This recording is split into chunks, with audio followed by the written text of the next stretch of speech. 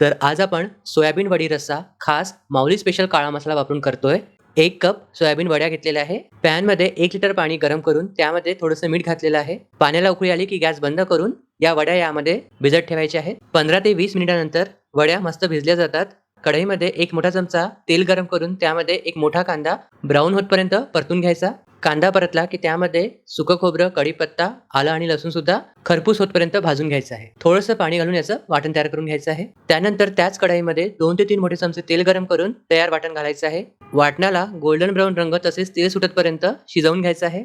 माऊली special काळा मसाला घातलेला आहे. हा काळा मसाला तसेच माऊलीचे इतर मसाले ऑर्डर करण्यासाठी दिलेल्या नंबरवर संपर्क करू शकता किंवा मग वेबसाईटची लिंक दिलेली आहे त्यावरून सुद्धा ऑर्डर करू शकता. त्यानंतर आवडीनुसार तिखट, हळद आणि धनेपूड घातलेली आहे. गरम पाणी घालायचं आहे.